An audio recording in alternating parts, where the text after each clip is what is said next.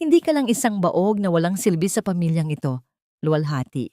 Isa ka ring maruming babae na nagawang itapon ang dangal ng mga muntiel sa burak. Ang boses ni Doña Imelda ay tila isang matalim na balisong na humiwas sa katahimikan ng marangyang salas. Kasabay nito ang marahas na paghagis ng isang makapal na sobre sa paanan ni Lulu. Nagkalat sa makintab na sahig na gawa sa mamahaling marmol ang mga litrato, mga larawang nagpapakita kay Lulu na tila payapang natutulog sa isang silid ng hotel. Katabi ang isang lalaking hindi niya kailanman nakilala. Nanginig ang mga kamay ni Lulu. Mahigpit niyang nayakap ang asul na folder na kanyang dala. Sa loob ng folder na yon ay ang pinirmahang kontrata mula sa pinakamalaking investor sa Singapore, ang bunga ng 3 linggo niyang puyat, pagod at pagsasakripisyo para lamang hindi tuluyang malubog sa utang ang kumpanya ng transportasyon ng kanyang mga biyenan. Akala niya, sa pag-uwi niya ay isang mainit na yakap at pasasalamat ang sasalubong sa kanya. Akala niya, sapat na ang kanyang pagpapakapagod para patunayan na karapat-dapat siyang maging isang Montiel. Dahan-dahang nag-angat ng tingin si Lulu. Hinanap ng kanyang mga mata si Rico Hermoso, ang asawang pinag-alayan niya ng 10 taon ng kanyang buhay. Nakatayo si Rico sa gilid ng bintana, nakatalikod at tila abala sa pagmasid sa madilim na langit sa labas. Rico, ang nanginginig na tawag ni Lulu. Ang kanyang boses ay tila isang munting hiling na nanggagaling sa isang naghihingalong puso. Tignan mo ako. Alam mong hindi ko ito magagawa. Galing ako sa opisina, Rico. Itong kontratang ito ang magliligtas sa atin. Ngunit hindi lumingon si Rico. Ang kanyang pagsasalita ay mas malamig pa sa hanging dala ng paparating na bagyo. Sinabi sa akin ni Mama ang lahat, Lulu. Habang iniisip ko kung paano kita bibigyan ng marangyang buhay, ang medical record mo naman ang nagsasabing tuyot ang iyong sinapupunan. At ngayon, may kasama ka pang lalaki? Gaano ka ba kadesperada na mapalitan ang dugong hindi mo kayang ipagpatuloy? Naramdaman ni Lulu ang unti-unting pagguho ng kanyang mundo. Ang hangin sa loob ng mansyon ay tila naging laso na sumasakal sa kanyang lalamunan. Ang asul na folder na kanina lang ay simbolo ng kanyang tagumpay, ay dahan-dahang dumulas mula sa kanyang mga kamay at bumagsak sa sahig, walang saysay sa tabi ng mga pekeng litrato. Ang bawat tibok ng kanyang puso ay nagdudulot ng hapdi, isang uri ng sakit na hindi kayang gamutin ng kahit anong salita. Isang mapait na ngiti ang sumilay sa labi ni Doña Imelda habang tinitignan ang kanyang manugang. Lumapit ang matandang babae. Ang amoy ng kanyang mamahaling pabango ay tila naging amoy ng kamatayan para kay Lulu. Inabot nito ang kamay ni Lulu, hindi para aluin, kundi para marahas na bawiin ang suot nitong sing-sing na may malaking diamante, ang huling alaala ng kanilang pangako ni Rico. Wala kang karapatang magsuot ng kahit anong pag-aari ng mga Montiel, luwalhati. Sa sandaling ito, idinedeklara kitang patay sa pamilyang ito. Umalis ka nang wala ni isang kusing. Iwan mo ang lahat ng karangyaan na hindi mo naman kailanman naging katulad. Ang boses ng matanda ay puno ng puot at tagumpay. Kinaladkad si Lulu ng mga gwardiya patungo sa malaking pinto. Sa huling sandali, lumingon siya kay Rico. Umaasang hahabulin siya nito. Umaasang sasabihin nitong isa lamang itong masamang panaginip. Ngunit nanatiling bato ang kanyang asawa, walang imik habang marahas na isinasara ang pinto sa kanyang harapan. Nakatayo si Lulu sa kalsada, sa gitna ng biglang pagbuhos ng ulan. Ang lamig ng tubig ay tumatagos sa kanyang manipis na blusa, ngunit mas malamig ang pakiramdam ng kanyang mga paa na walang suot na sapatos sa magaspang na aspalto. Wala siyang pera, wala siyang dangal, at wala na siyang pamilya. Sa loob ng 10 taon, ibinigay niya ang lahat. Ngunit sa huli, ang tanging natira sa kanya ay ang pait ng maling paratang at ang ulan na tila nakikiramay sa kanyang tahimik na pagtangis. Hinawakan niya ang kanyang tiyan, ang bahaging tinawag nilang tuyot at walang silbi. Ang kanyang hininga ay naging mabigat. Bawat paglanghap ay tila may kasamang mga bubog ng nakaraan. Paano ko ipagpapatuloy ang paghinga kung ang lahat ng dahilan ng aking buhay ay kinuha sa akin sa loob lamang ng isang gabi? Mas mabuti pa sigurong tangayin na lang ako ng agos kaysa huminga sa mundong wala na akong puwang. Ang bulong na yon ni Lulu ay tila isang sumpa na hinaluan ng pait. Habang nakatayo siya sa gilid ng madilim at rumagas ang ilog pasig. Ang bawat patak ng ulan ay tila mga karayom na tumutusok sa kanyang balat. Ngunit ang mas matinding hapdi ay nagmumula sa kanyang dibdib. Isang sugat na hindi nakikita, ngunit patuloy na nagdurugo. Sa bawat pikit ng kanyang mga mata, bumabalik ang mukha ni Rico Hermoso, ang kanyang huling pag-asa na gumuho na parang kastilyong buhangin. Ang katahimikan ng gabi ay binasag ng kanyang marahang hakbang patungo sa gilid ng tulay. Wala siyang nararamdaman, kundi ang pagnanais na matigil na ang ingay ng mga pangungutya ni Doña Imelda na paulit-ulit na umaalingaw-ngaw sa kanyang isipan. Sa isang sandali ng matinding panghihina, napabitaw si Lulu sa malamig na bakal ng tulay. Nawala siya sa paningin sa gitna ng dilim at ingay ng ilog sa ibaba. Ang malamig na tubig ay agad na bumalot sa kanya, tila isang malamig na alon na gustong lunurin ang lahat ng sakit at pagod na matagal na niyang dinadala. Sa sandaling iyon, pakiramdam niya ay napakalayo na niya sa magulong mundong matagal siyang hinusgahan. Tahimik ang gabi, at tanging ang agos ng tubig ang tila saksi sa bigat ng kanyang pinagdadaanan. Ngunit sa gitna ng kanyang paglubog, nang ang hangin sa kanyang baga ay unti-unti nang nauubos, may mga bisig na biglang yumakap sa kanya. Isang pares ng magaspang at matitigas na kamay ang humila sa kanya paitaas. Pilit siyang inilalayo sa huling hantungan na kanyang pinili. Nang imulat ni Lulu ang kanyang mga mata, hindi ang puting ilaw ng langit ang kanyang nakita, kundi ang bubong na gawa sa nipa at mga luma at kinakalawang na yero. Ang amoy ng dagat at tuyong kahoy ay humalo sa bawat paghinga niyang puno ng hirap. "Gising ka na ba, anak?" Isang boses ng matanda ang bumasag sa katahimikan. Napalingon si Lulu at nakita ang isang lalaking may uban na ang buhok, ang balat ay sunog sa araw, at ang mga mata ay puno ng pag-unawa.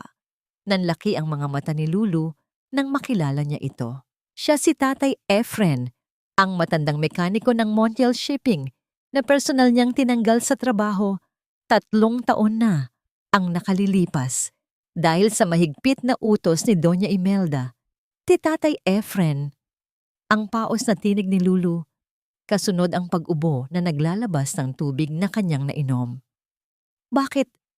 Bakit niyo ako iniligtas pagkatapos ng ginawa ko sa inyo?"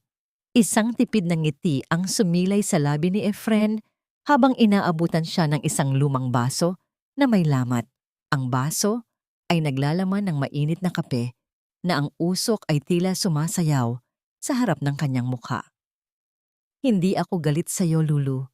Alam kong sinusunod mo lang ang utos ng mga taong walang puso sa Manila," wika ng matanda habang dahan-dahang inuupo si Lulu.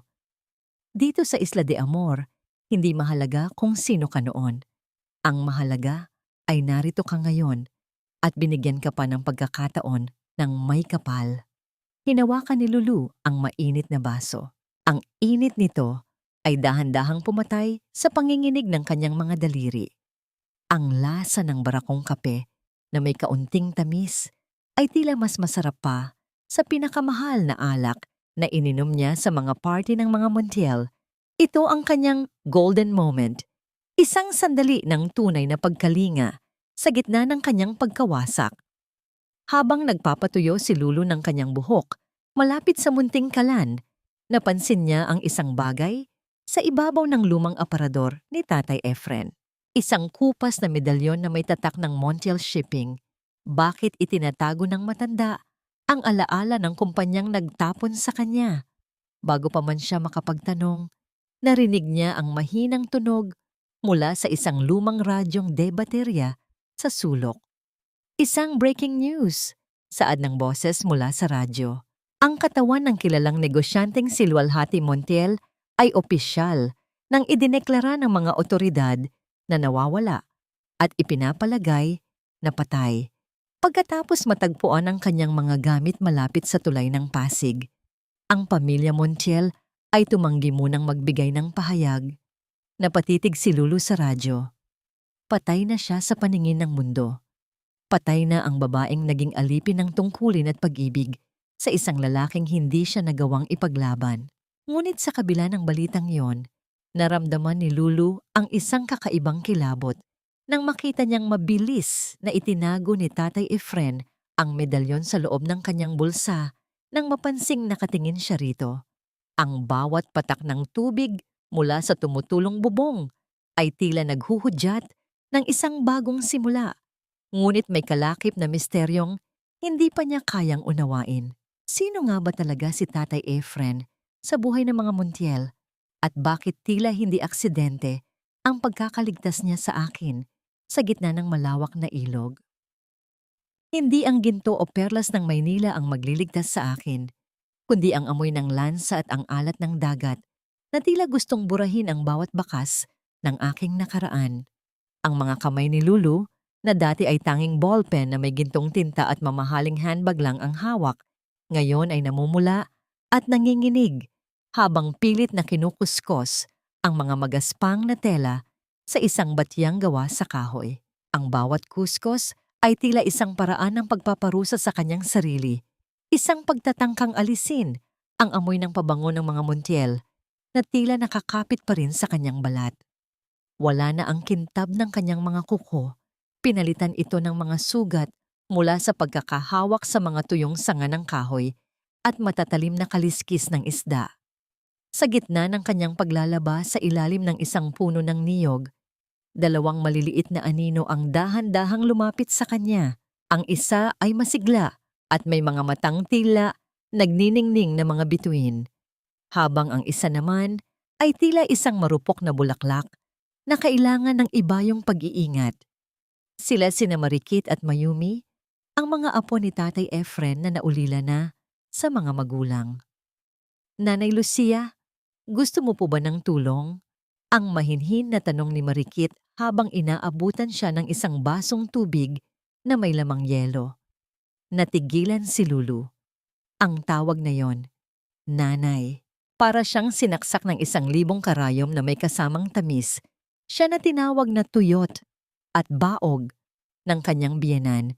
Siya na inabandona ng kanyang asawa dahil sa kawalan ng kakayahang magbunga ay tinatawag ngayong ina ng 2 batang hindi naman niya kadugo.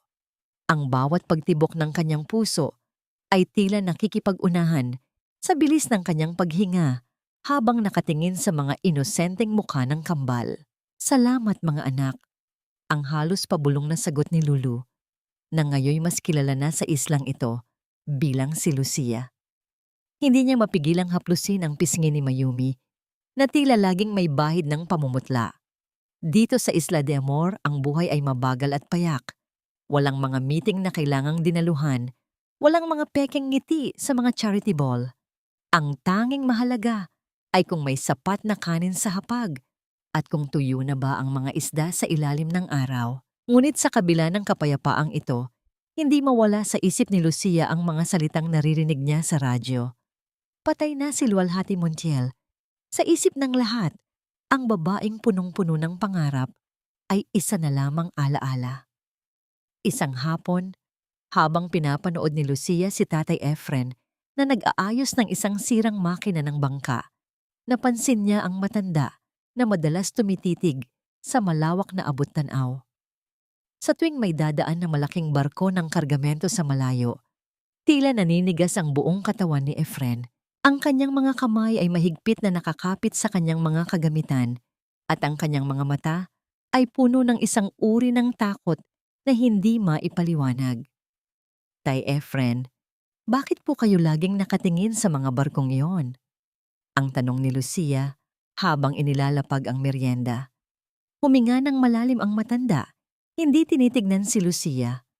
Ang dagat, Lucia, ay kayang magbigay ng buhay, Pero kaya rin nitong magtago ng mga sikretong ayaw ng matuklasan.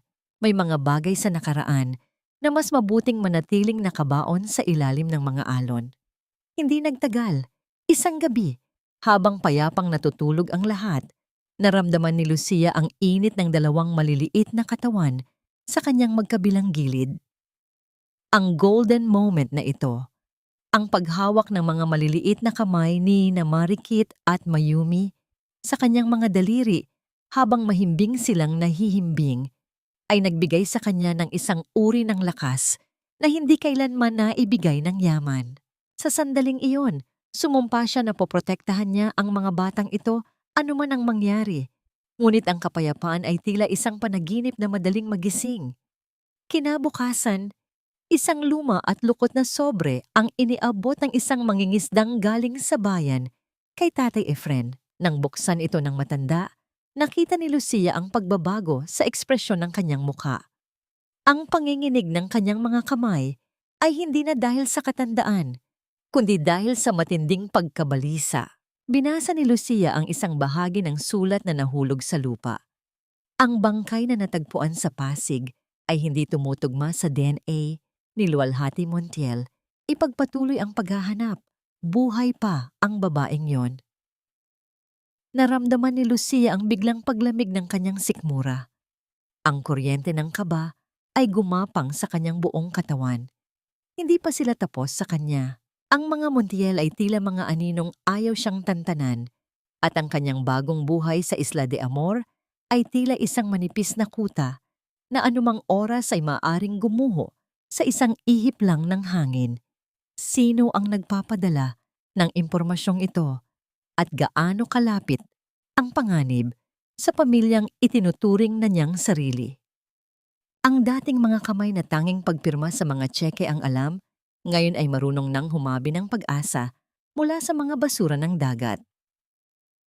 Hindi nagtagal at ang balat ni Lucia ay tuluyan ng naging kayumanggi dahil sa sikat ng araw sa Isla de Amor. Ngunit sa likod ng kanyang simpleng duster at nakapusod na buhok, ang utak na nagpatakbo ng pinakamalaking shipping line sa bansa ay hindi kailanman naging mapurol.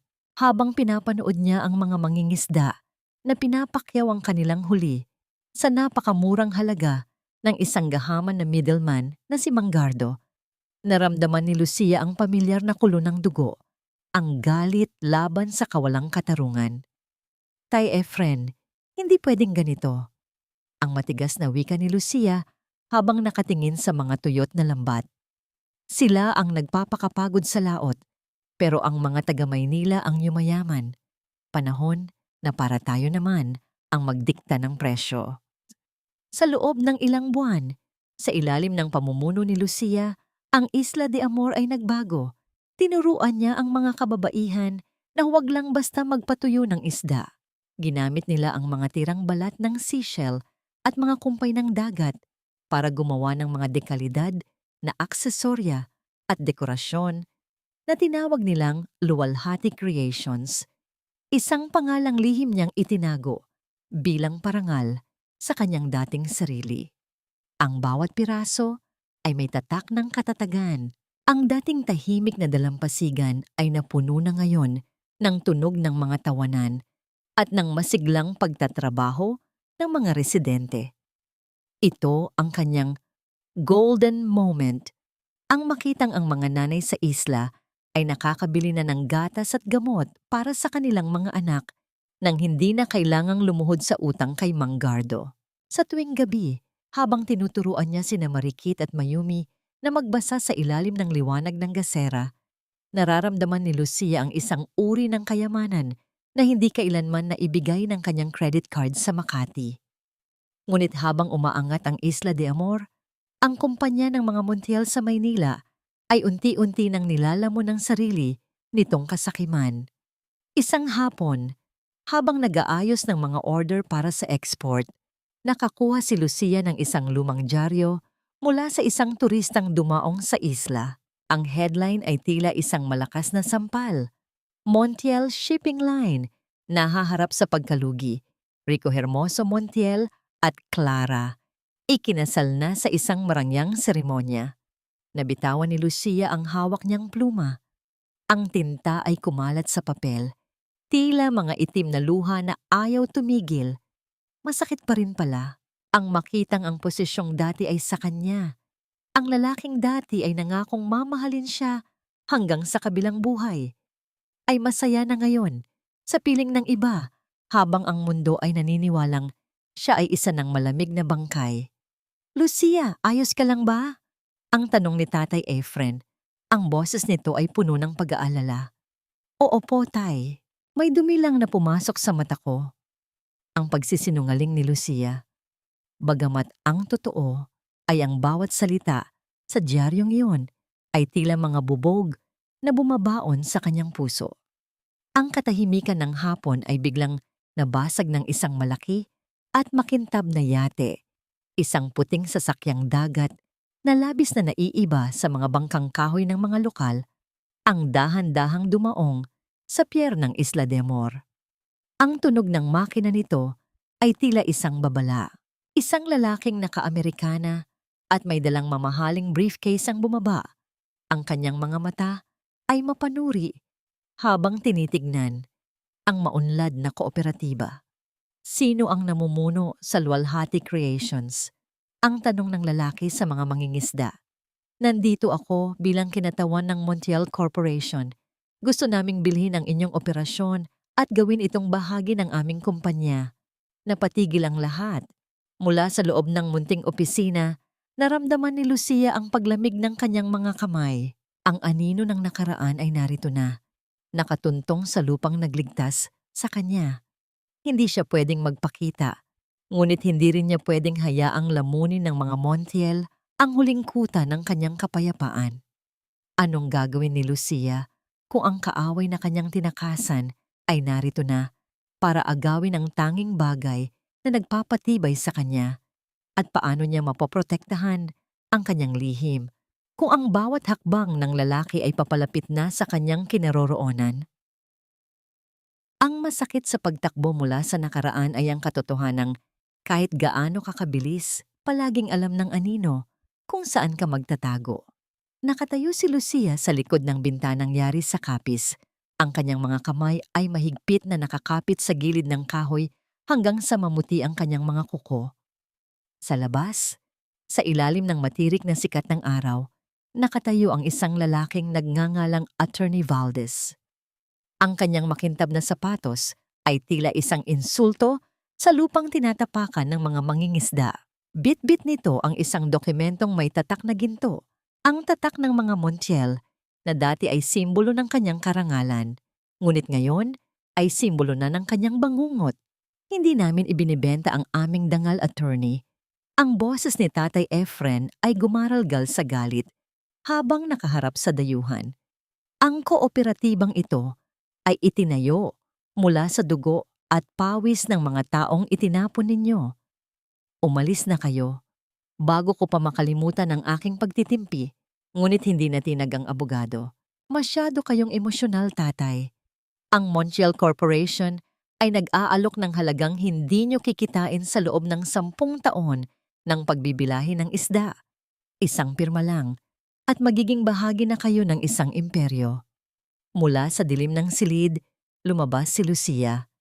Nakasuot siya ng malapad na sombrerong gawa sa banig at isang malaking salamin na halos tumakip sa kanyang buong mukha. Ang kanyang boses, nang magsalita siya, ay malamig at malalim. Isang boses na hindi na makikilala ng kahit na sinong nakarinig sa kanya sa mga boardroom ng Makati. Ang imperyong sinasabi mo, attorney, ay isang nabubulok na bangkay na pilit nyo lang nilalagyan ng pabango. Ang mariing wika ni Lucia habang dahan-dahang lumalapit. Nabalitaan ko ang tungkol sa mga utang ng Montiel Shipping. Ang pagbili nyo sa kooperatibang ito ay hindi tulong, kundi isang desperadong hakbang para maisalba ang inyong bumubagsak na stock. Natigilan si Attorney Valdez. Ang kanyang mga mata ay pilit na sumisilip sa likod ng malaking salamin ni Lucia. May kung anong pamilyar sa boses na yon. Isang awtoridad na hindi karaniwan sa isang babaeng taga-isla. Ito ang kanyang golden moment. Sa harap ng lahat ng mangingisda, Kinuha ni Lucia ang iniaalok na kontrata. Walang pasabi. Dahan-dahan niyang hinati ang papel sa gitna. Ang tunog ng pagkapunit ng mga hibla ng papel ay tila musika sa pandinig ng mga taga-isla. Isang deklarasyon ng digmaan laban sa mga mapang-api. Inihulog niya ang mga piraso sa paanan ng abogado nang hindi kumukurap. Nang makaalis ang yate, ang lahat ay nagdiwang, ngunit ang gabi ay nagdala ng mas malalim na lungkot. Sa ilalim ng liwanag ng buwan, naupo si Lucia sa tabi ni Tatay Efren. Dito na inamin ng matanda ang katotohanan. Alam mo ba kung bakit ako tinanggal noon, Lucia? Ang tanong ni Efren habang nakatingin sa apoy ng kalan. Dahil nakita ko ang ginagawa ni Doña Imelda. Binabawasan nila ang pondo para sa maintenance ng mga barko para ibulsa ang pera. Nang mamatay ang asawa ko, dahil sa kawalan ng pambili ng gamot, sinubukan kong magreklamo pero pinalabas nilang ako ang nagnakaw ng mga piyesa. Sila ang pumatay sa pag-asa ko. Ang galit ni Lucia ay muling nag-alab, mas matindi kaysa sa apoy sa harap nila. Hindi lang pala siya ang biktima. Ang pamilyang minahal niya ay isang pugad ng mga linta na kumakain sa buhay ng mga maliliit na tao. Ngunit ang muling pag-aapoy ng kanyang puot ay biglang napalitan ng matinding takot. Isang mahinang ungol ang narinig nila mula sa loob ng kubo. Mabilis na tumakbo si Lucia patungo sa silid at doon ay nakita niya si Mayumi na nakahiga sa sahig, namumutla at tila hindi makahinga. Sa ilalim ng liwanag ng gasera, napansin ni Lucia ang mga lilang-pasa na biglang lumitaw sa braso at binti ng bata kahit wala naman itong kinasangkutang aksidente. Mayumi, anak, gumising ka! Ang sigaw ni Lucia. Ang kanyang puso ay tila gustong kumawala sa kanyang dibdib sa tindi ng kaba. Habang karga ni Lucia ang nanghihinang bata, ang mga mata ni Attorney Valdez mula sa malayo na tila kanina papalihim na nagmamasid sa kanila bago tuluyang umalis ay tila nag-iwan ng isang misteryosong titig. Isang titig na tila nagsasabing hindi pa tapos ang laban at ang bawat sikreto ng isla ay unti-unti nang nahuhulog sa mga kamay ng mga Montiel. Anong lihim ang itinatago ng mga pasa sa balat ni Mayumi? At magagawa ba ni Lucia na iligtas ang bata nang hindi inilalantad ang sarili sa mga taong nagnanais na manatili siyang patay? Ang bawat segundo ay tila isang patak ng asido na tumutunaw sa aking lakas habang karga ko ang malamig at nanghihinang katawan ng aking anak. Hindi na narinig ni Lucia ang ingay ng mga kuliglig sa paligid ng Isla de Amor. Ang tanging naririnig niya ay ang mabilis at mababaw na paghinga ni Mayumi na tila isang kandilang unti-unti nang nauubos ang mitya. Ang mga lilang pasa sa balat ng bata ay lalong nagmura sa ilalim ng malamig na liwanag ng buwan, mga markang tila nanunukso sa kanyang kawalan ng kapangyarihan. Tay Efren, kailangang madala natin siya sa Maynila ngayon din. Ang boses ni Lucia ay basag, puno ng pait na hindi maikukubli. Hindi sapat ang gamot dito sa isla. Ang mga pasa na yan. Hindi iyan ordinaryong lagnat. Dinala nila ang bata sa maliit na klinika sa bayan, kung saan ang doktor ay mabilis na nag-iling ng ulo matapos suriin ang mga mata at pulso ni Mayumi. Kailangan niya ng espesyalista sa dugo, Lucia. Mukhang may problema sa kanyang bone marrow kung hindi siya maisasalina ng dugo o tissue sa lalong madaling panahon, baka hindi na siya umabot sa susunod na linggo. Para itong isang malakas na sampal na nagpabingi kay Lucia. Siya na dati ay may-ari ng mga pinakamalaking barko. Siya na kayang magbayad ng pinakamagaling na doktor sa isang kumpas lang ng daliri. Ngayon ay nakatayo sa isang madilim na klinika, binibilang ang bawat barya sa kanyang bulsa. Ang ironya ng kanyang kapalaran ay tila isang masamang biro ng tadhana. Upang makalikom ng sapat na pondo para sa biyahe at paunang bayad sa ospital, kinuha ni Lucia ang isang maliit na telang nakabalot sa loob ng kanyang lumang maleta. Inilabas niya ang isang gintong medalyon, ang huling alaala ng kanyang tunay na ina na hindi niya kailanman ibinenta. Kahit noong mga panahong wala siyang makain sa lansangan. Patawad, ina, pero mas mahalaga ang buhay ng anak ko kaysa sa gintong ito. Ang bulong niya habang hinahalikan ang medalyon bago ito ibigay sa isang sanglaan sa bayan. Ang biyahe patungong Maynila ay isang mahabang paglalakbay sa gitna ng takot at pag-asa. Upang hindi makilala, si Lucia ay nagsuot ng malapad na salamin, binalot ang kanyang buhok ng turban, at gumamit ng makapal na makeup para magmukhang mas matanda at pagod. Ang dating luwalhati Montiel na marangya ay tuluyan ng naglaho. Ang kaharap ng mundo ngayon ay isang desperadang ina na ang tanging layunin ay iligtas ang kanyang bunso. Pagdating sa St. Jude Medical Center, ang ospital na dati ay pinagkalooban niya ng malaking donasyon. Naramdaman ni Lucia ang panginginig ng kanyang tuhod. Ang amoy ng antiseptic at ang tunog ng mga dimake ng pinto ay nagdala ng mga alaala ng kanyang nakaraan. Habang hinihintay ang resulta ng mga pagsusuri ni Mayumi sa emergency room, napilitan siyang maupo sa isang sulok ng lobby. Pilit na itinatago ang mukha sa likod ng isang lumang dyaryo. Ngunit tila mapaglaro ang tadhana. Ang marahang tunog ng mga mamahaling sapatos sa makintab na sahig ay naging hudyat ng isang pagkikita na nais niyang iwasan. Rico, dahan-dahan lang. Baka mabinatang bata. Ang boses ng isang babae, ang boses ni Clara, ay umaling-aungaw sa buong lobby.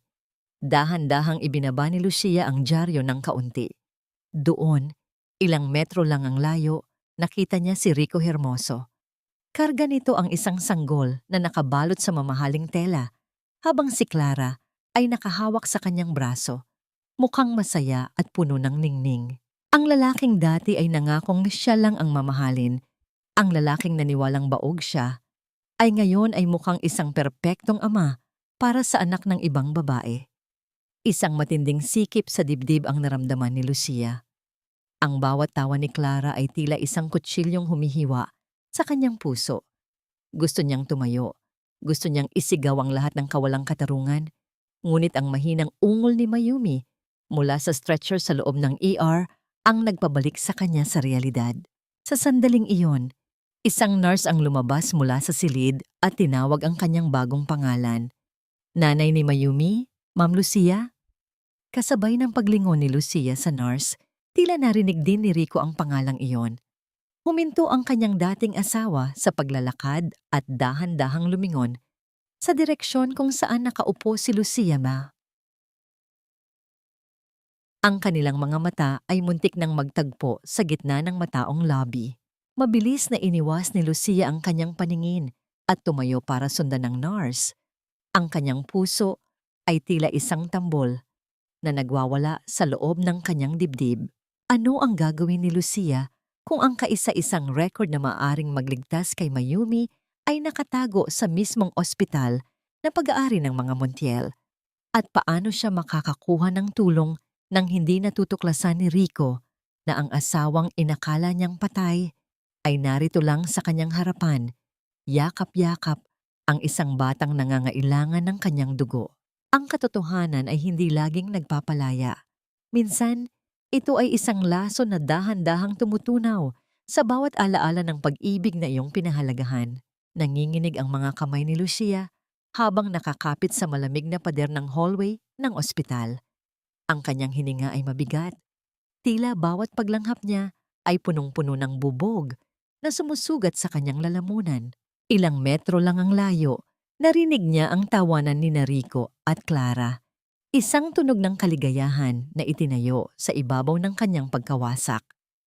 Habang ang kanyang anak na si Mayumi ay nakikipaglaban sa kamatayan sa loob ng ICU, ang lalaking nangakong sasamahan siya sa hirap at ginhawa ay abala sa pagpapakitang tao bilang isang perpektong ama. Sa ilalim ng kanyang maskara at malapad na sombrero, naramdaman ni Lucia ang pagdaloy ng mainit na luha. Hindi ito luha ng pangungulila, kundi luha ng matinding puot na matagal niyang kinubli sa Isla de Amor. Kailangan niyang makuha ang kanyang lumang medical records. Alam niyang may mali. Alam niyang may itinatago ang mga Montiel. At may isang tao lang na nakakaalam ng lahat. Si Yaya Belen, ang matandang tagapagsilbi na itinuring niyang ina, ngunit biglang naglaho matapos siyang palayasin sa mansyon. Matapos ang ilang oras na pagtatanong sa mga lumang kakilala sa palengke na malapit sa ospital, natagpuan ni Lucia ang isang figura sa ilalim ng tulay ng Quiapo. Isang matandang babae na nakabalot sa maruming kumot, nanginginig ang mga kamay habang humahawak sa isang lata ng biskwit para sa mga barya. Halos hindi makilala si Yaya Belen. Ang dati nitong malulusog na pisngi ay humubog na sa gutom at hirap. Yaya Belen, ang halos pabulong na tawag ni Lucia. Dahan-dahang nag-angat ng tingin ng matanda. Ang malabong mga mata nito ay naningkit, pilit na inaaninag ang babaeng nasa harap niya. Nang makita ang mga mata ni Lucia, ang mga matang puno ng apoy at lungkot na hindi kayang itago ng kahit anong disguise, ay biglang nabitawan ng matanda ang kanyang lata. Ang tunog ng mga barya na nagkalat sa semento ay tila hudyat ng pagbabalik ng nakaraan. Ma'am, Ma'am Lulu, ang garalgal na boses ni Belen. Buhay kayo? Diyos ko, akala ko ay kinuha na kayo ng ilog. Dito naganap ang golden moment. Isang sandali na nagpabalam sa ingay ng lungsod. Lumuhod si Yaya Belen sa paanan ni Lucia. Ang kanyang mga kamay na puno ng dumi ay mahigpit na humawak sa laylayan ng duster ni Lucia. Ang bawat hagulhol ng matanda ay tila isang pagsusumamo para sa kapatawaran. Patawarin niyo ako, Ma'am Lulu. Pinagbantaan ako ni Doña Imelda. Sabi niya ay papatayin niya ang pamilya ko kung magsasalita ako. Pero hindi ko matiis na makita kayong naghihirap nang dahil sa kasinungalingan nila. Mula sa ilalim ng kanyang maruming sapin sa pagtulog, inilabas ni Yaya Belen ang isang luma at nanilaw na envelope. Ito ang dokumentong matagal na niyang itinatago bilang proteksyon at bilang patunay ng kanyang natitirang konsensya. Ito ang tunay na resulta, ma'am. Noong gabing bago kayo pinalayas, narinig ko ang usapan ni Doña Imelda at ng doktor. Pinalitan nila ang records niyo. Ang paliwanag ni Belen habang nanginginig na iniabot ang papel. Binuksan ni Lucia ang envelope. Ang bawat salitang nakasulat sa puting papel ay tila isang kidlat na tumama sa kanyang buong pagkatao. Sa ilalim ng pangalang Rico Hermoso Montiel, nakasulat ang diagnosis. Azoospermia.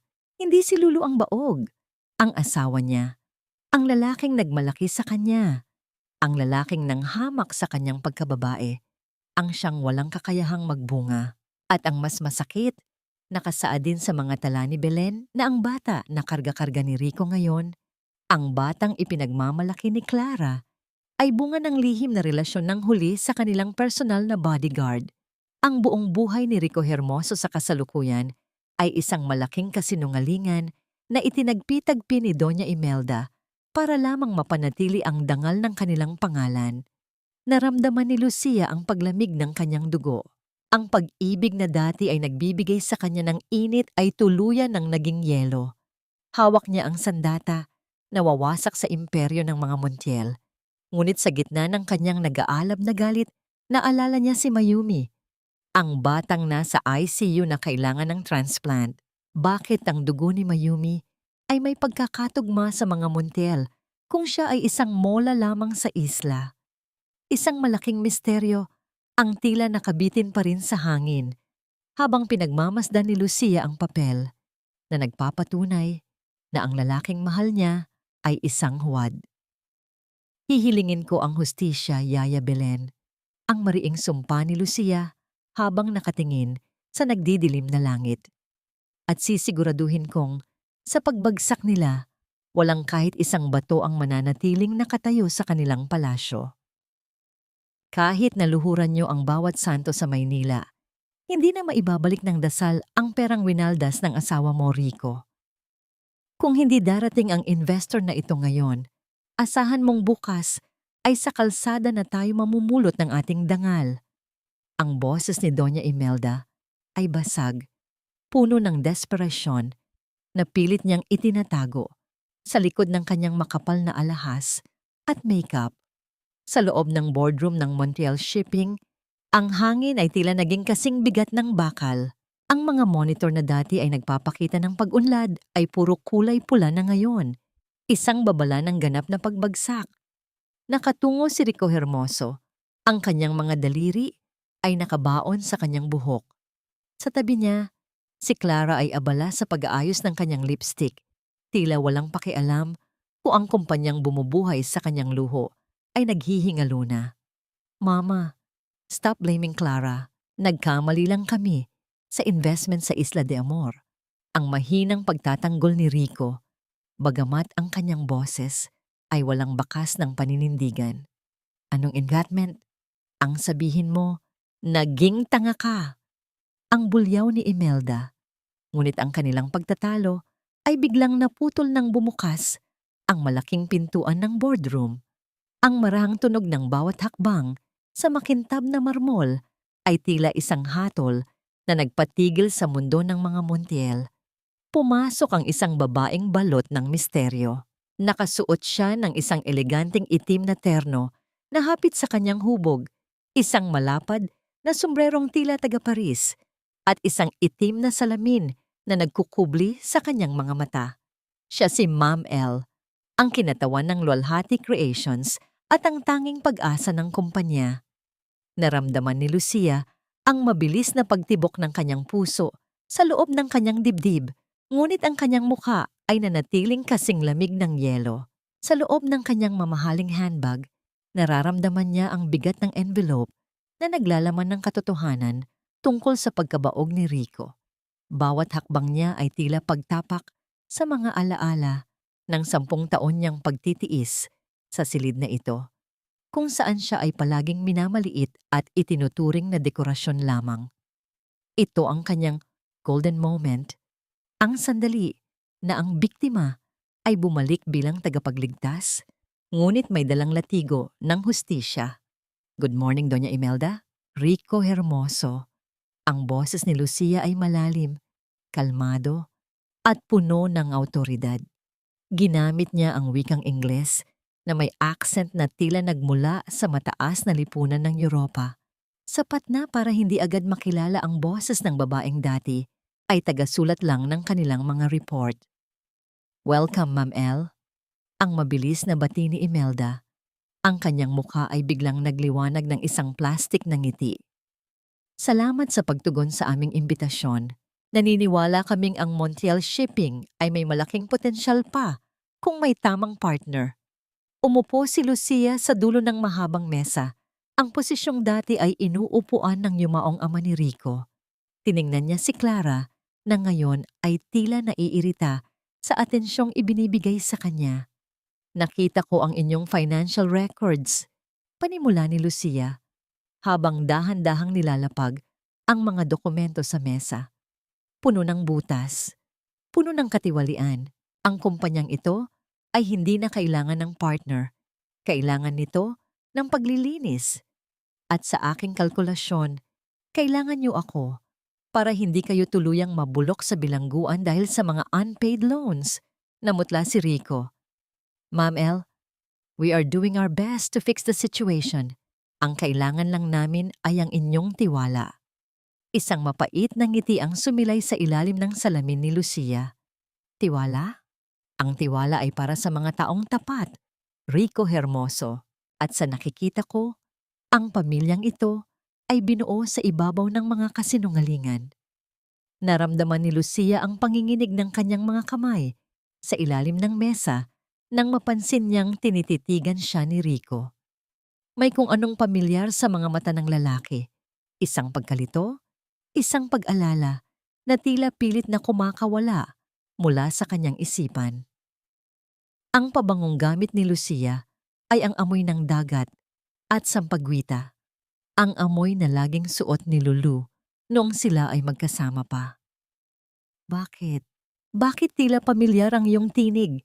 Ang halos pabulong na tanong ni Rico habang dahan-dahang tumatayo para lumapit. Bumigat ang hininga ni Lucia. Ang bawat segundo ay tila isang kumpas ng orasan na naglalapit sa kanya sa bingit ng paglantad. Sa gitna ng katahimikan ng boardroom, tanging ang tunog ng aircon ang naririnig. Tila isang mahabang buntong hininga ng tadhana. Dahan-dahang itinaas ni Lucia ang kanyang kamay at hinawakan ang gilid ng kanyang itim na salamin. Ang bawat hibla ng kanyang lakas ay nakatuon sa sandaling ito, ang sandali ng muling pagkabuhay. Gusto mo bang malaman kung sino ako, Rico Hermoso? Ang tanong ni Lucia. Ang kanyang boses ay tila isang malamig na haplos ng hangin bago ang bagyo. Gusto mo bang makita ang mukha ng babaeng itinapon niyo sa ilog pero pinili ng tadhana na huwag malunod? Isang mabilis na pagkilos at tinanggal ni Lucia ang kanyang salamin. Ang liwanag ng boardroom ay tumama sa kanyang mga mata. Ang mga matang puno ng apoy, hustisya at ang pait ng nakaraan. Napasinghap si Doña Imelda. Nabitawan ni Rico ang hawak niyang ballpen. Ang katahimikan ay naging kasing pait ng kamatayan habang ang katotohanan ay dahan-dahang gumuguhit sa kanilang mga mukha. Ang katahimikan sa loob ng boardroom ay tila isang lubid na dahan-dahang sumasakal sa hininga ng mga Montiel, habang ang bawat segundo ay nagpapatindi sa bigat ng katotohanang nasa harap nila. Nanatiling nakatitig si Rico Hermoso, ang kanyang mga mata ay nanlalaki at ang kanyang bibig ay bahagyang nakabukas, ngunit walang salitang lumalabas. Si Doña Imelda naman ay tila naging isang estatwa ng asin.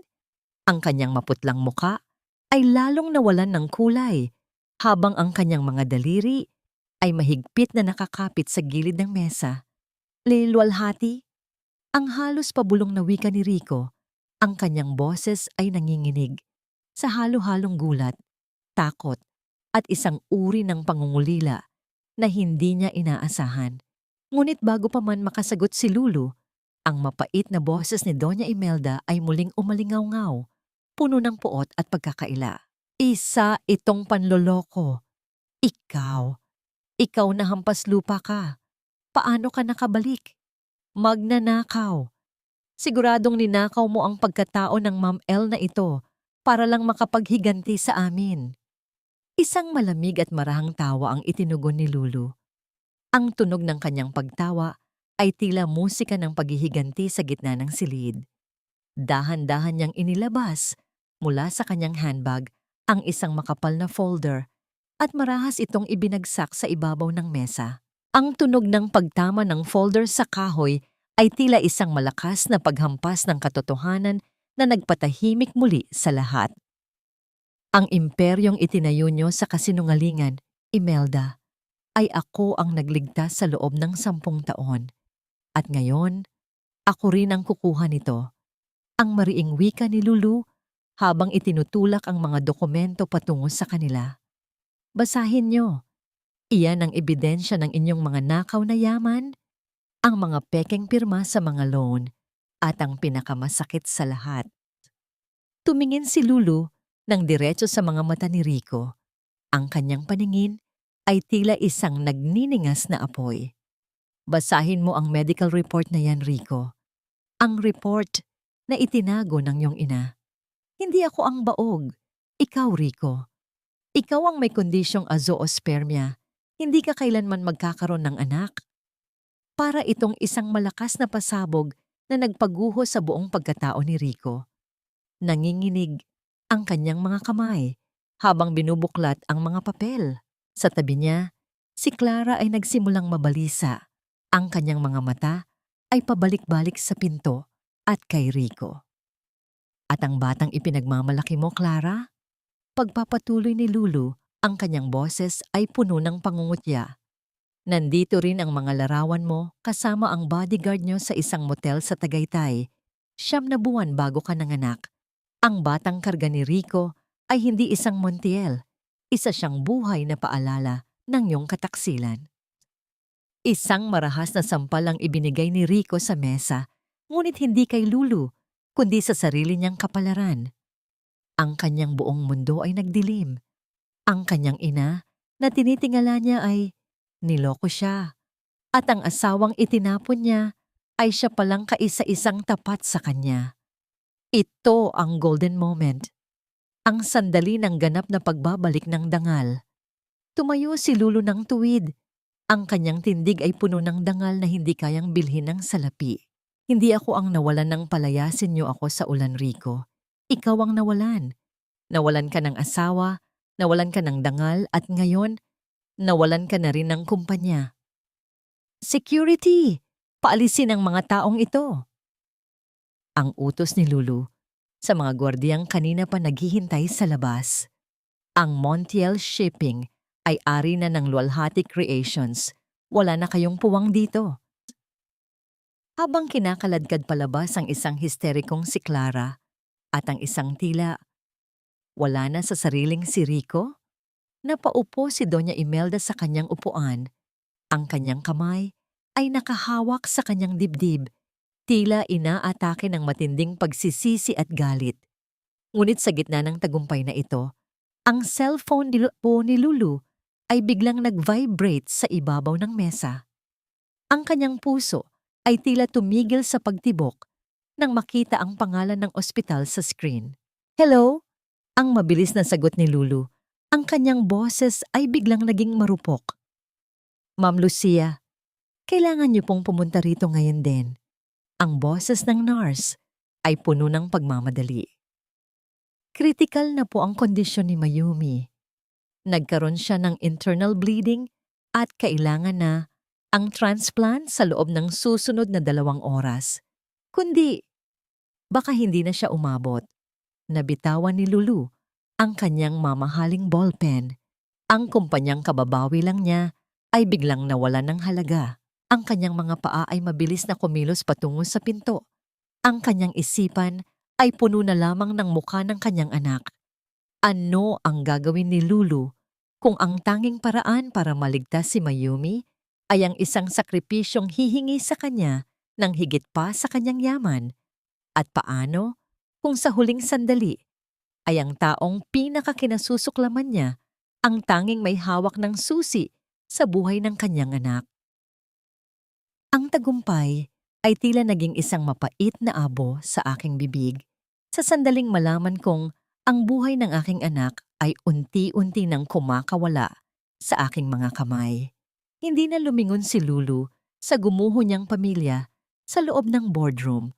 Ang bawat hakbang niya palabas ng gusali ay tila isang pakikipagkarera sa kamatayan. Ang kanyang mga mamahaling takong ay lumilikha ng mabilis at matitigas na tunog sa sahig, isang ritmo ng desperasyon na bumabasag sa katahimikan ng labi. Wala siyang pakialam kung ang kanyang buhok ay nagugulo na o kung ang kanyang eleganteng terno ay nababasa ng pawis. Ang tanging imahe sa kanyang isipan ay ang maputlang mukha ni Mayumi. Pagdating sa St. Jude Medical Center, ang amoy ng antiseptic at ang malamig na hangin ng ospital ay tila sumalubong sa kanya bilang isang babala. Mabilis siyang tumakbo patungo sa ICU, kung saan nakita niya si Tatay Efren na nakaupo sa isang silya. Ang kanyang mga kamay ay nakatakip sa kanyang mukha habang ang kanyang mga balikat ay nanginginig sa tahimik na pag-iyak. Tay Efren, si Mayumi, nasaan ang anak ko? Ang nanginginig na tanong ni Lulu, ang kanyang boses ay puno ng takot. Nasa loob pa sila, Lucia, anak. Ang humihikbing tugon ng matanda. Sabi ng doktor, hindi na raw sapat ang gamot. Kailangan na ng transplant ngayon din. Pero wala pa ring dumarating na tugmang donor mula sa bangko ng dugo. Sa sandaling iyon, lumabas ang doktor. Ang kanyang mukha ay seryoso at bakas ang pagod.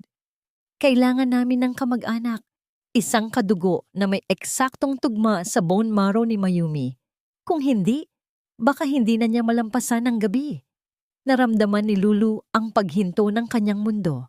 Alam niyang hindi niya kadugo si Mayumi.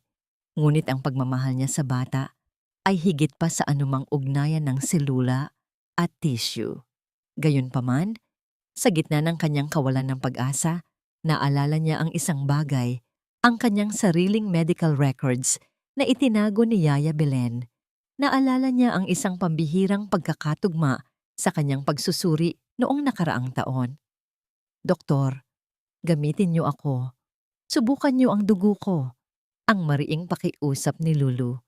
Pero ma'am, ayon sa record niyo, kayo ay, iyang doktor ay nag-alangan. Naaalala ang dating paratang na baog, si Lulu. Gawin niyo na lang. Wala na tayong oras. Ang bulyaw ni Lulu, ang kanyang maternal instinct ay nangingibabaw sa lahat ng luhika. Habang inihahanda si Lulu para sa pagsusuri, isang pamilyar na anino ang lumitaw sa dulo ng hallway. Si Rico Hermoso, mukha siyang taong grasa. Ang kanyang polo ay gusot-gusot. Ang kanyang buhok ay magulo. At ang kanyang mga mata ay puno ng pamumula. Wala na ang kintab ng isang Montiel. Nakita niya si Lulu at dahan-dahang lumapit. Ang kanyang mga tuhod ay tila bibigay na sa bigat ng kanyang kasalanan. Lulu, please, hayaan mong tumulong ako. Ang halos pabulong na pagsusumamo ni Rico. Nalaman ko ang tungkol sa bata. Alam kong wala na akong karapatan, pero gusto kong bumawi, kahit ito man lang. Tiningnan siya ni Lulu nang may halong pait at awa. Huli na ang lahat para sa atin, Rico. Pero kung gusto mong magligtas ng buhay, manalangin ka na lang. Dahil ang batang yan ang tanging dahilan kung bakit nananatili akong humihinga. Makalipas ang ilang sandali, ang himala ay nangyari. Ang pagsusuri ay nagpakita ng isang pambihirang pagkakatugma sa pagitan ni Lulu at Mayumi. Ang baog na sinapupunan ay tila pinalitan ng isang mahiwagang ugnayan ng dugo na nagbigay ng bagong buhay. Ang operasyon ay tumagal ng 6 na oras. 6 na oras ng pagtitiis, panalangin at katahimikan. Ito ang kanyang golden moment. Nang dahan-dahang imulat ni Mayumi ang kanyang mga mata pagkatapos ng operasyon, ang liwanag ng umaga ay tumatagos sa bintana ng silid at ang unang nakita ng bata ay ang nakangiting mukha ni Lulu, bagamat ito ay bakas ng pagod at puyat. Nanay, wag mo na akong iwan, ang mahinang bulong ni Mayumi habang ang kanyang maliit na kamay ay humahawak sa daliri ni Lulu. Naramdaman ni Lulu ang pagdaloy ng mainit na luha sa kanyang mga pisngi. Sa sandaling iyon, alam niyang ang tunay na pamilya ay hindi nasusukat sa matris, kundi sa sakripisyong handang ibigay para sa kaligtasan ng isa't isa. Sa labas ng silid, nakaupo si Doña Imelda sa isang wheelchair. Ang kanyang mukha ay tabingi dahil sa stroke na nakuha niya matapos ang eksena sa boardroom. Pinapanood niya mula sa maliit na salamin ng pinto ang eksena ng pagmamahal na kailanman ay hindi niya nagawang ibigay sa kanyang sariling anak. Lumapit si Rico kay Lulu nang ilabas ito ng mga nurse para magpahinga. Biglang lumuhod ang dating hari ng kumpanya sa harap ng pintuan ni Lulu. Ang kanyang noo ay nakadikit sa malamig na sahig. Lulu, patawad. Nawala ang lahat sa akin at karapat-dapat lang yon. Pero, pakiusap. Hayaan mo akong maging ama sa kanila. Kahit hindi mo ako tanggapin bilang asawa, hayaan mo akong maging anino mo, maging alipin niyo. Masiguro ko lang naligtas kayo. Huwag mo akong itapon sa dilim na ito. Ang hagulhol ni Rico ay umalingaw-ngaw sa tahimik na pasilyo ng ospital. Napatitig si Lulu sa kanyang dating asawa. Ang lalaking dati ay nakatayo ng mataas, ay ngayon ay nasa paanan na niya. Hinhiling ang isang bagay na dati ay itinapon niya nang walang pag-aalinlangan. Magagawa nga ba ni Lulu na buksan muli ang kanyang puso sa taong sumira sa kanya? O ang huling hiling ni Rico ay mananatiling isang piping pagsusumamo sa gitna ng kanyang bagong simula? Ang tunay na pagpapatawad ay hindi isang mabilis na tulay pabalik sa nakaraan, kundi isang matibay na pader na naghihiwalay sa sakit ng kahapon at sa liwanag ng bukas na kung nanatiling nakaluhod si Rico Hermoso sa malamig na sahig ng ospital. Ang kanyang mga balikat ay nanginginig at ang bawat patak ng kanyang luha ay tila humihingi ng tawad sa bawat segundong hinayaan niyang masaktan si Lulu. Ngunit si Lulu ay nakatayo lamang ng tuwid. Ang kanyang mga kamay ay nakalagay sa bulsa ng kanyang puting coat. Pinagmamasdan ng lalaking dati ay itinuring niyang mundo, pero ngayon ay isa na lamang estrangherong may pamilyar na mukha. Tumayo ka, Rico, ang malamig na utos ni Lulu.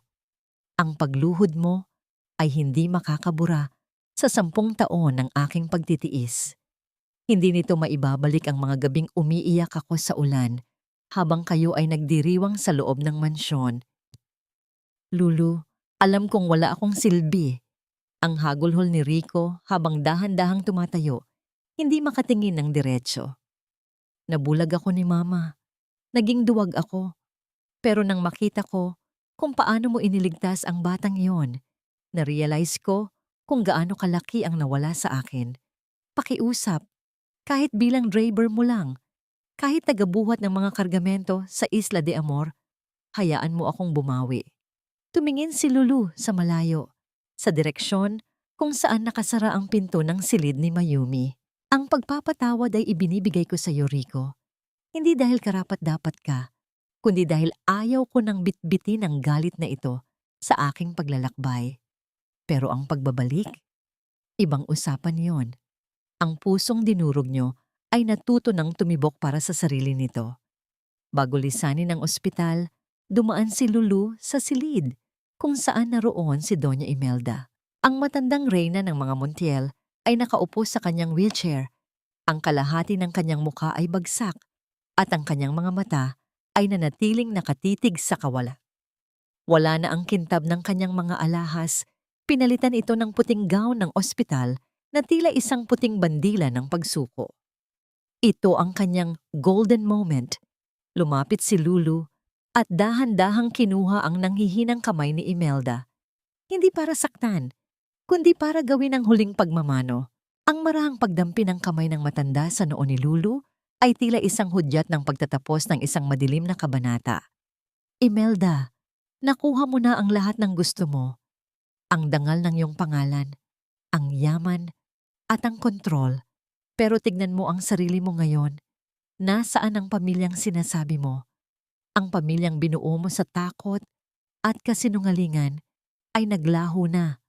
Ang mahinang bulong ni Lulu. Pinatatawad kita, hindi dahil mabuti kang tao, kundi dahil mas mabuti akong tao kaysa sayo. Kinabukasan, sa harap ng mga abogado at ng media, ginawa ni Lulu ang huling hakbang ng kanyang paghihiganti. Isang paghihiganti na puno ng kabutihan. Pinirmahan niya ang dokumento na naglilipat ng lahat ng kanyang nakuha mula sa Montiel Shipping patungo sa Luwalhati Mayumi Foundation, isang organisasyong tutulong sa mga batang may sakit at mga mangingisda sa buong bansa. Ang yaman ng mga Montiel ay galing sa pawis ng mga maliliit na tao. Anunsyo ni Lulu sa harap ng mga kamera. Nararapat lang na ibalik ito sa kanila. Ang kumpanya ay mananatili sa ilalim ng pamamahala ng mga tapat na empleyado. At ako ay babalik na sa kung saan ako tunay na malaya. Sa huling gabi sa Maynila, habang nag-eempake si Lulu kasama sina Marikit at ang nagpapalakas na si Mayumi, lumapit si Tatay Efren sa kanya. Sigurado ka na ba sa desisyon mo, anak? Pwede kang manatili rito at mamuhay na parang reyna? Ang tanong ng matanda. Ngumiti si Lulu, isang ngiting kasing ningning ng bukang liwayway. Tay, naging reyna na ako sa palasyong gawa sa salamin at alam nating lahat na madali itong mabasag. Mas gusto ko ang mabuhay sa isang kubo sa tabi ng dagat kung saan ang tanging tunog na naririnig ko ay ang tawanan ng aking mga anak at ang hininga ng kalayaan. Habang papaalis ang kanilang sasakyan patungo sa pantalan, nakita ni Lulu mula sa bintana si Rico Hermoso na nakatayo sa gilid ng kalsada. Bit-bit ang isang maliit na bag. Hindi ito humahabol, hindi ito sumisigaw. Nakatayo lang ito. Pinapanood ang paglayo ng tanging babaeng tunay na nagmahal sa kanya. Bit-bit ang huling piraso ng kanyang pagsisisi. Ang bawat pag-ikot ng gulong ng sasakyan ay tila isang paglayo sa anino ng Maynila. Ang kaba sa dibdib ni Lulu ay napalitan ng isang malalim na kapayapaan.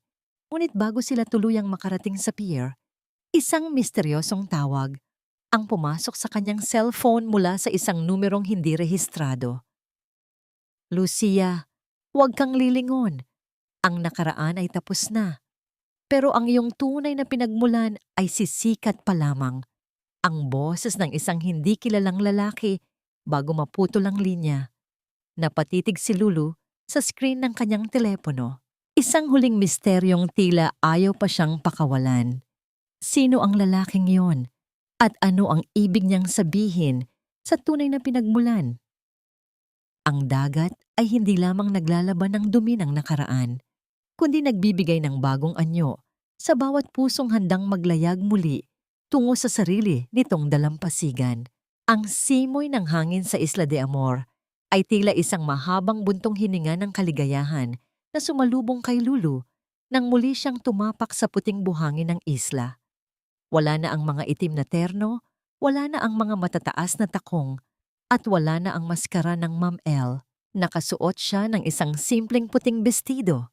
Ang kanyang buhok ay hinahayaan niyang sumayaw sa hangin, at ang kanyang mga paa ay muling nakadama ng init ng lupang nagligtas sa kanya. Sa kanyang tabi, sina Marikit at Mayumi ay masayang tumatakbo patungo sa mga alon. Ang mga tawa ng dalawang bata ay tila mga kampanilya ng langit na nagpapatunay na ang lahat ng sakit na pinagdaanan ni Lulu ay may katuturan. Si Mayumi, na dati ay malapit ng bawiin ng tadhana, ay ngayon ay puno na ng sigla. Ang kanyang mga pisngi ay muling nagkaroon ng kulay ng rosas. Nanay Lucia, tignan mo, ang daming shells. Ang sigaw ni Mayumi habang itinataas ang isang makulay na kabibi. Ngumiti si Lulu, isang nangiting nagmumula sa kailaliman ng kanyang kaluluwa. Lumapit sa kanya si Tatay Efren, bit-bit ang isang tray ng sariwang buko. Ang matanda ay tila nabawasan ng 10 taon sa kanyang edad. Ang kanyang mga mata ay wala na ang takot. Pinalitan ito ng kapayapaan ng isang taong nakauwi na sa kanyang tunay na tahanan. Lucia, anak, may tumawag muli sa telepono mo kanina. Ang wika ni Efren habang iniaabot ang isang baso ng katas ng buko. Napatigil si Lulu. Naalala niya ang misteryosong tawag bago sila umalis ng Maynila.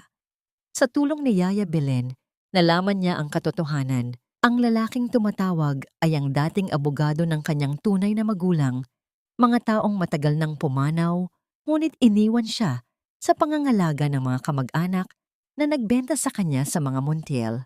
Nalaman niyang siya ay anak pala ng isang mayamang pamilya ng mga mangingisda sa Visayas na naging matagumpay sa negosyo, na nagpapaliwanag kung bakit ang dugo ng pagnenegosyo at ang pagmamahal sa dagat ay nananalaytay sa kanyang mga ugat. Ngunit sa halip na habulin ng karangyang yon, pinili ni Lulu na manatiling Lucia ng Isla de Amor. Para sa kanya, ang tunay na kayamanan ay hindi ang pangalang nakasulat sa mga dokumento, kundi ang pag-ibig na nararamdaman niya sa bawat yakap ng mga bata. Ito ang kanyang golden moment, ang pag-upo nila sa dalampasigan habang ang araw ay dahan-dahang lumulubog sa abot tanaw na nagbibigay ng kulay kahel at purpura sa langit. Inilabas ni Lulu ang isang liham na dumating mula sa Maynila. Galing ito kay Rico Hermoso. Lulu, nalaman ko na ang lahat. Nagsisilbi na ako ngayon sa isang outreach program para sa mga batang lansangan sa Tondo. Hindi ko hinihiling na balikan mo ako dahil alam kong hindi ko yon karapat-dapat. Pero gusto kong malaman mo na sa bawat batang tinutulungan ko, ikaw ang nakikita ko. Salamat sa pagpapatawad at salamat sa pagtuturo sa akin kung paano maging isang tunay na tao. Tiniklop ni Lulu ang papel at hinayaan itong tangayin ng hangin patungo sa dagat. Wala na ang puot, wala na ang pait. Ang bawat salita ni Rico ay tila isang alikabok na lang sa kanyang nakaraan. Nanay, bakit ka po umiiyak? Ang tanong ni Marikit habang yumayakap sa kanyang baywang. Hinaplos ni Lulu ang buhok ng bata. Umiiyak ako dahil sa sobrang saya, anak. dahil sa wakas, nahanap na natin ang ating paraiso. Habang ang gabi ay dahan-dahang bumabalot sa isla, ang mga ilaw mula sa mga bahay ng mga mangingisda ay isa-isang nagsisindi, tila mga bituin na bumagsak sa lupa. Ang kooperatiba ay mas lalong umunlad at ang bawat pamilya sa isla ay mayroon ng sapat na pagkain at pag-asa. Naramdaman ni Lulu ang tibok ng kanyang puso, isang tibok na puno ng pasasalamat. Ang sinapupunan na tinawag nilang baog ay nagluwal ng isang bagong buhay para sa isang buong komunidad. Ang babaeng itinapon sa ulan ay naging ulan na nagbigay buhay sa tuyot na lupa ng Isla de Amor. Sa ilalim ng liwanag ng buwan, ang huling imahe ng kwento ay ang anino ni Lulu na nakikipaglaro sa dalawang bata sa tabi ng tubig habang ang mga alon ay marahang humahalik sa pampang, tila isang awit ng pag-ibig na walang katapusan. Ang lahat ng kusokkep ay naging isang dobleng biyaya at sa wakas, ang daluyong ng buhay ni Luwalhati Montiel ay nakatagpo na ng kanyang ganap at payapang hantungan. Ang pagtatapos ng isang kwento ay hindi laging nangangahulugan ng paghinto, kundi ang simula ng isang mas malalim at mas tahimik na paglalakbay ng kaluluwa. Isang taon ang mabilis na lumipas mula nang huling lisanin ni Lulu ang ingay at usok ng Maynila. Sa Isla de Amor, ang oras ay hindi sinusukat ng mga relo o ng mga deadline ng kumpanya, kundi ng pagtaas at pagbaba ng tubig sa pampang at ng pagbabago ng kulay ng langit mula sa ginto patungong purpura. Ang isla ay hindi na lamang isang taguan. Ito ay naging isang buhay na simbolo ng pag-asa para sa maraming taong dati ay itinapon na rin ng pagkakataon. Nakatayo si Lulu sa beranda ng kanyang maliit ngunit maaliwalas na bahay na yari sa pinagsamang semento at kawayan. Hawak niya ang isang tasa ng mainit na tsaa habang pinagmamasdan ang kooperatiba ng Isla de Amor. Malayo na ang narating ng kanilang munting proyekto. Ang Luwalhati Mayumi Foundation ay nakapagpatayo na ng isang modernong paaralan at isang maliit na klinika na may sapat na kagamitan para sa mga residente ng isla at ng mga karatig puok. Napangiti si Lulu nang makita ang mga bata na masayang naglalaro sa ilalim ng mga puno ng niyog. Ang bawat tawa nila ay tila isang haplos sa kanyang puso na nagpapaalala sa kanya na ang tunay na tagumpay ay hindi nasusukat sa laki ng shipping line, kundi sa dami ng mga buhay na nabigyan ng bagong simula. Isang huling liham ang dumating mula kay Yaya Belen na ngayon ay payapang naninirahan sa isang retirement home na itinayo ni Lulu para sa mga dating empleyado. Sa loob ng liham ay nakalakip ang isang balita. Si Doña Imelda ay pumanaw na ng payapa sa kanyang pagtulog. Ilang buwan na ang nakalilipas. Sa huling sandali nito, ayon kay Belen, ang tanging pangalang binanggit ng matanda ay Lulu, isang pag-amin ng pagkakamali na huli na para sa mundo, ngunit sapat na para sa katahimikan ng kabilang buhay. Si Rico naman ay tuluyan ng tinalikuran ng luho. Madalas siyang makita sa mga liblib na baryo sa Visayas, nagtuturo sa mga bata at tumutulong sa pagtatayo ng mga komunidad. Hindi na siya nagpadala ng mga liham ng pagsusumamo. Natutunan na niyang mahalin si Lulu sa paraang hindi na kailangang mag-angkin, isang pag-ibig na marunong nang lumayo para sa ikabubuti ng minamahal.